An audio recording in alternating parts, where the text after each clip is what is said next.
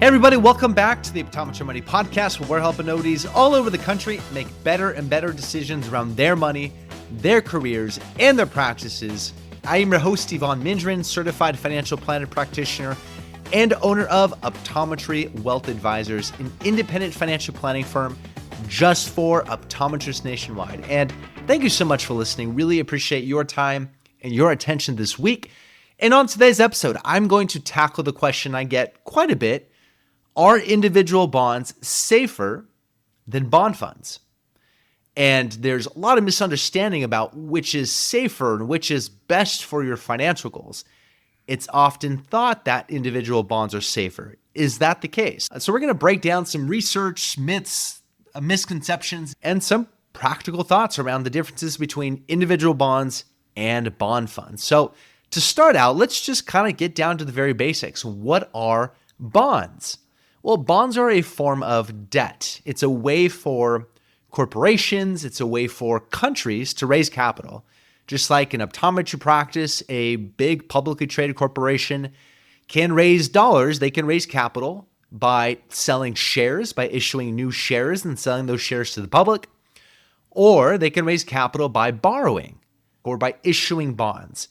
And with a government, well, a government can't necessarily sell you ownership of the government, but they can borrow by issuing bonds. And so in theory, if you are buying a bond directly from a government or corporation, you are lending them money in essence. And every 6 months or so, which it can vary, but let's just say for the conversations, keep it simple. Every 6 months or so, those bonds will pay you interest. And then at the end of that bond term, so 1 month, 10 years, whatever it may be, they'll pay that final bit of interest and you'll get your principal back. And so bonds are a form of debt. It's a form of borrowing. And there are a variety of different types of bonds. As I mentioned, there's government debt. So there's national debt, United States treasuries, Canadian debt, so on and so forth. So national countries can issue debt, can issue bonds. There's municipal bonds for state and local governments. There's also corporate bonds by large corporations like Apple and Disney and Home Depot and so on. There's mortgage-backed bonds, which are backed by a collection, a big bundle of mortgages. So there's different types of bonds, there's different types of debt, or we should say different types of issuers, different entities borrowing from the public. And there's a variety of credit risks and maturities. So credit risk being like the risk that the entity will default versus paying back the debt. And there's very highly rated companies and countries. You'll see different ratings companies apply ratings like AAA, AA, triple B, things like that. Anything triple B and higher, so triple B and through the A's are going to be considered investment grade of relatively good credit rating. And there's also very poorly rated countries and corporations. And there's a very wide range of maturities. So you can get 1 month US government treasuries, which is often considered the risk-free asset. Or you can get 5-year, 10-year, 20-year, 30-year, I think even 100-year bonds. So there's a pretty wide range of maturities too.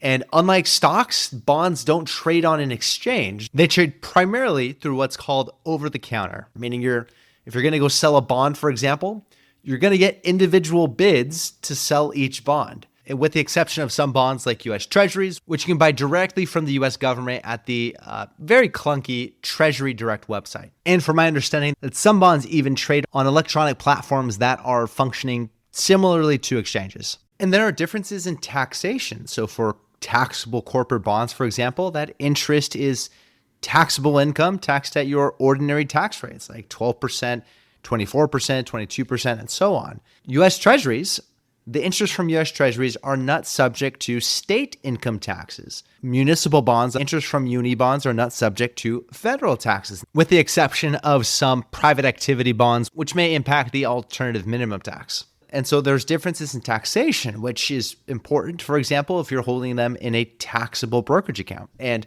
when you compare it to things like stocks, bonds tend to be pretty boring. I mean, a lot of the return is mathematically calculated. Bonds tend to be very math-driven. They don't tend to fluctuate nearly as much as the stock market, especially on the upside. So bonds tend to be the boring side of investing, but there is a massive global market for bonds, both corporate bonds and government bonds. And to talk through a little bit of the anatomy of a bond, what you'll see out there is something called the par value. That's the face value of the bond when it's issued and the amount that you're going to get when the bond matures. You can, of course, buy a bond above the par value. The price of the bond increases above that par value, or you can buy it below. But at the end of the day, if you held that bond to maturity, the par value is the amount you're going to get. There's also something called the coupon rate. That is the contractual interest rate that you're going to get as a percentage of that par value. So for example, if you have a 3% coupon rate and a $10,000 par value, then you're going to get $300 of interest a year, 3%. The current yield, though, is the interest received compared to the current price. So the annual interest divided by the current price. If the price goes down, well, then the current yield is actually higher than the coupon rate. If the price goes up, well, that yield can be lower. And then there's something called a yield to maturity, which you might see out there. And this is sort of the total return of a bond if you hold it to maturity.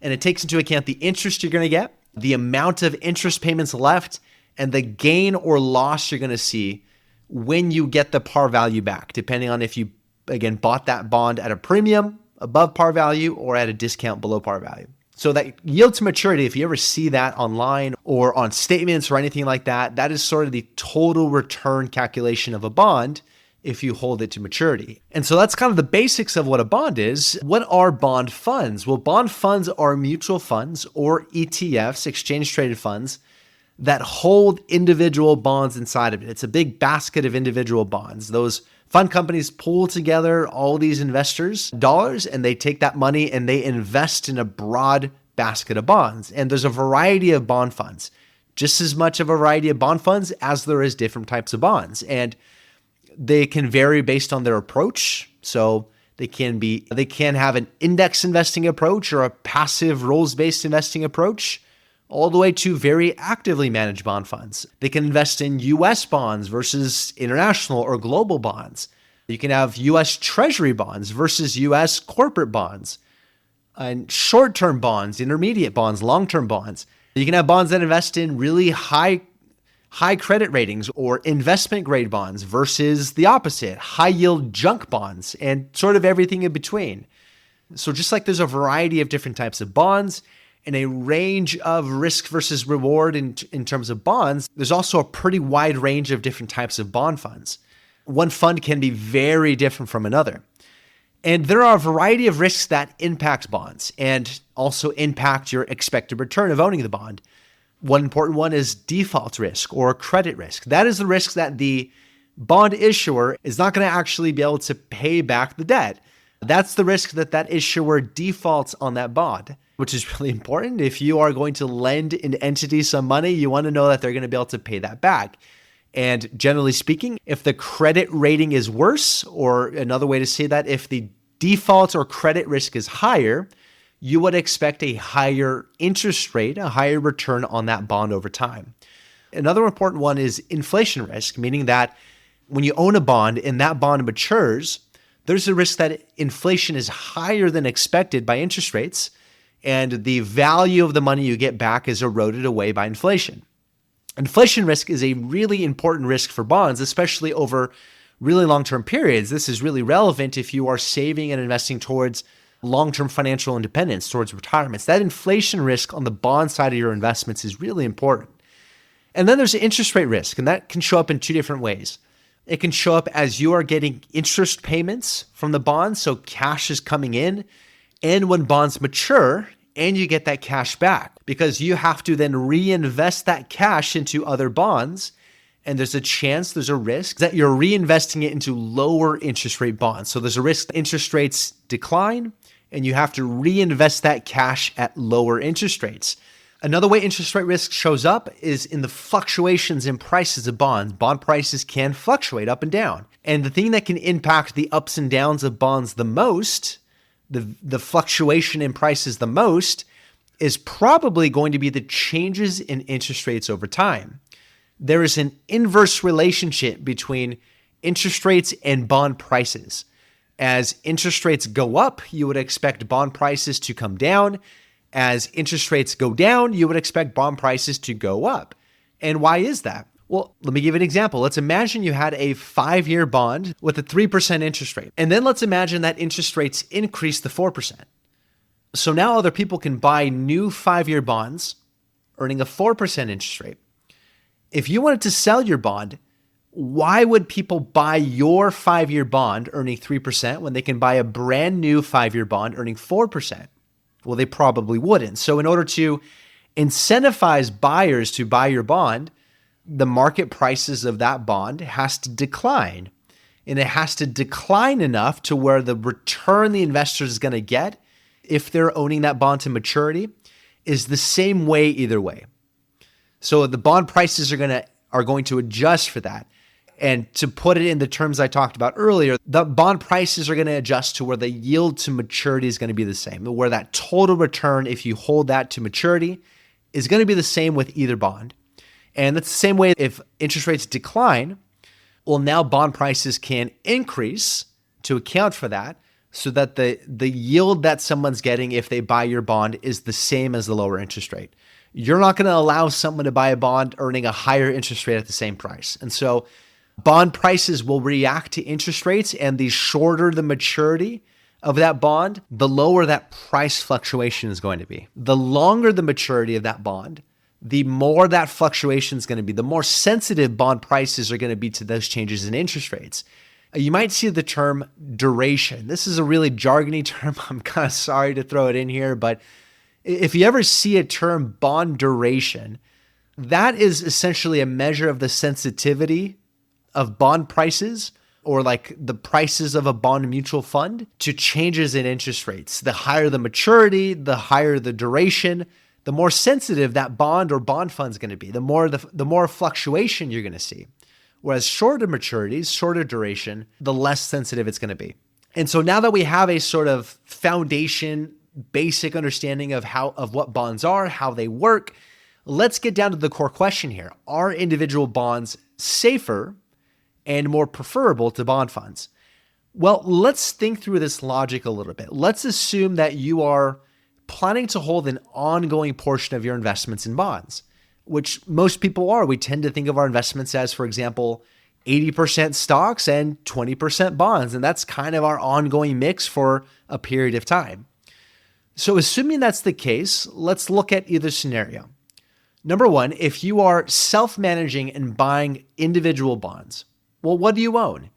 You own a bundle or a basket of individual bonds. And because you're holding an ongoing allocation or percentage towards bonds, you're going to take that cash and continually reinvest that into new bonds. Okay. On the other hand, if you are instead buying a bond fund with the same characteristics of those individual bonds, what do you own? Well, you own a basket of individual bonds. I mean, that's what a bond fund is. In both cases, in either situation, you are owning a basket of individual bonds. When you are self-managing and when you own individual bonds, you're basically just self-managing a bond fund. So assuming that they have the same characteristics, things like the maturities, the type of bonds they are, the type of default risk, assuming they have the same characteristics, in both cases, they're both going to be subject to the same risks.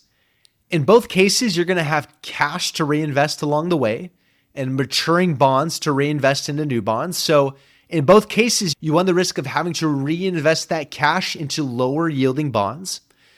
In both cases, the prices of bonds will fluctuate based on changes in interest rates. And you see this quite clearly in bond funds, as the funds are going to be priced or marked to market every day. So you actually see the fluctuations in value of those bond funds, especially ETFs, as those trade throughout the day. You may not see this with individual bonds that you own, but this is just a mirage. The prices of your individual bonds will fluctuate in the exact same way. If you were to go out and request a bid for your bonds every single day, you're going to see that same fluctuation. The value of the price of those bonds are going to decrease or increase in the same way. So in both cases, you own a basket of individual bonds fluctuating in value. Both are going to be subject to the same interest rate risks. And in both cases, you're going to see inflation risk. You're going to see the risk that inflation erodes the value of those bonds, of that cash, as they mature. So either way, we generally don't expect a material difference in individual bonds versus bond funds, assuming, again, similar types of bonds with similar characteristics. In both situations, you're going to have a bunch of individual bonds that are maturing over time with cash and interest coming in, and you're going to have to continually reinvest that cash. It's really the same either way. I think what a lot of investors are thinking about when they think about the safety of individual bonds are what we would commonly refer to as the hold to maturity myth. There is a common belief that individual bonds are safer because you can hold them to maturity and you get your principal back. Like, regardless of the fluctuations of these bond funds, hey, if you just hold your bond to maturity, you're going to get your principal back. But as we talked about, your individual bonds will fluctuate in the same way. And what we see mathematically, and I'll include some research, a report from Vanguard talking through this as well, that for ongoing portfolio allocations to bonds, meaning you're continuing to hold an ongoing percentage of your portfolio towards bonds, we should not expect an economic difference between the two. We should not expect an economic difference in the outcomes between holding bonds to maturity and a bond fund manager deciding to buy and sell bonds as they fluctuate.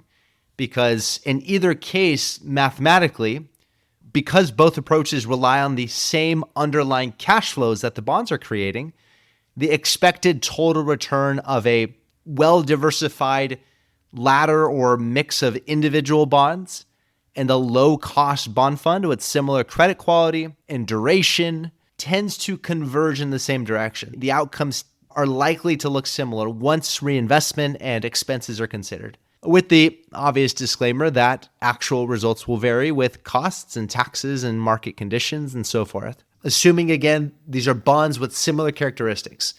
Let's kind of talk through an example why this is the case. Because, for example, if interest rates go up, what we know is that both individual bonds and bond funds lose value in the short term.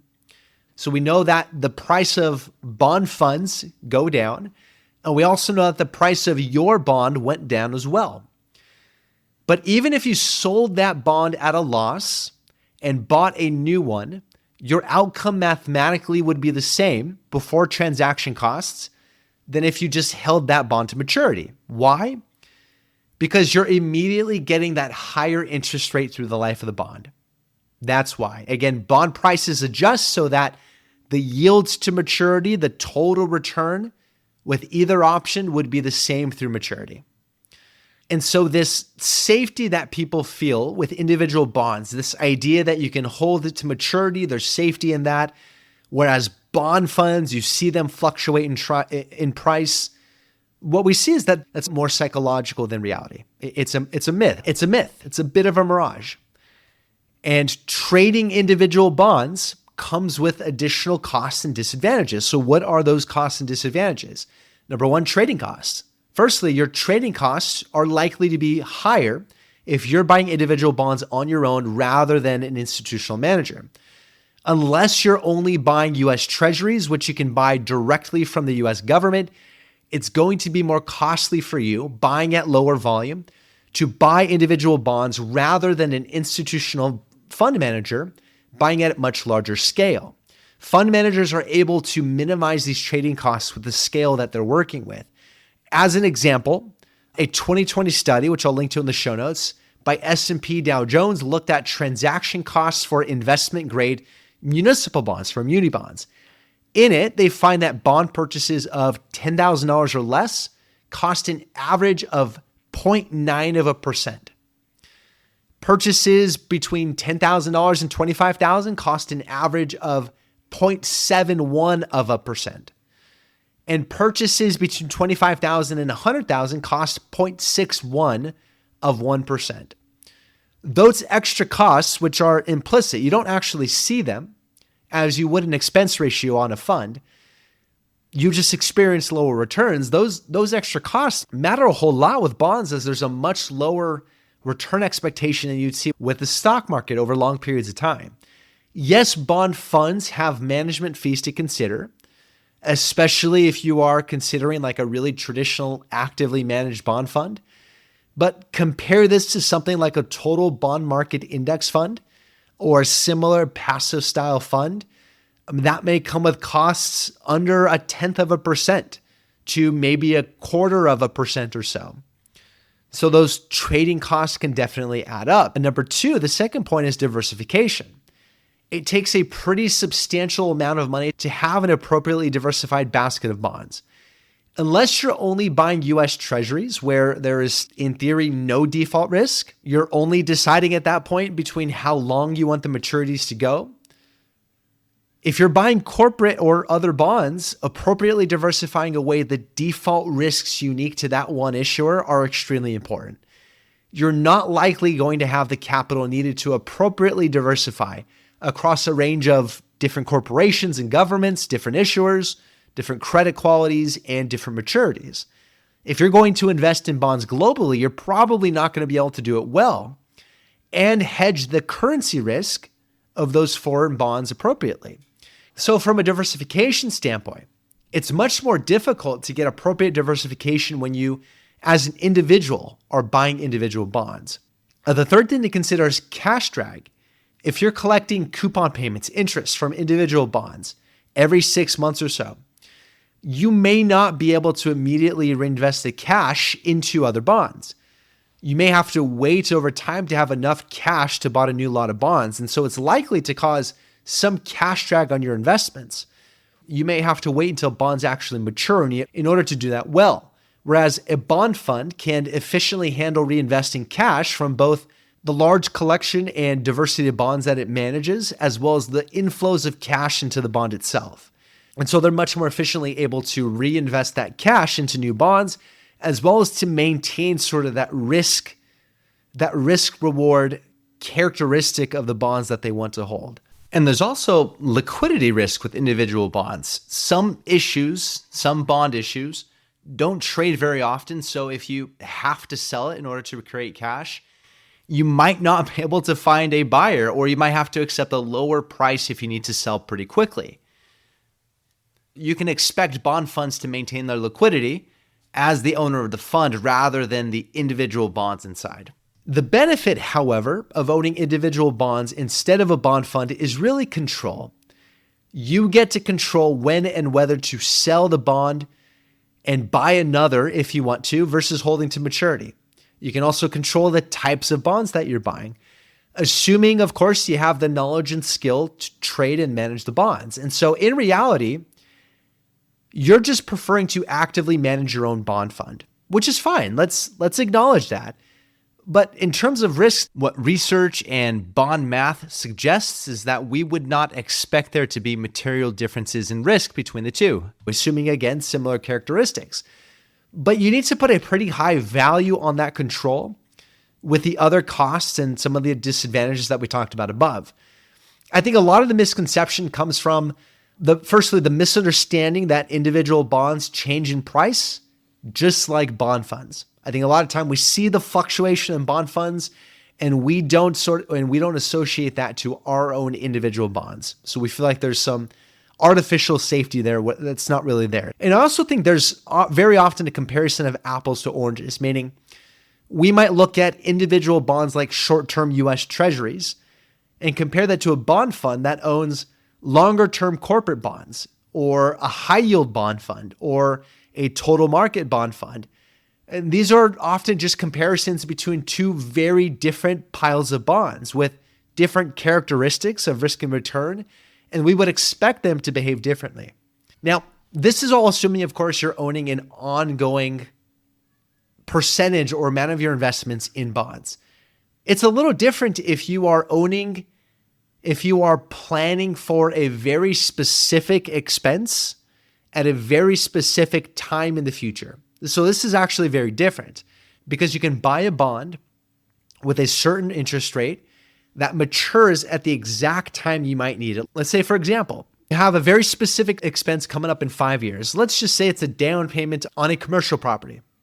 And you know it's going to be an exact amount after inflation in exactly 5 years from now. Okay, so what you can do is you can buy an individual bond especially a treasury bond or a TIPS, a treasury inflation protected security.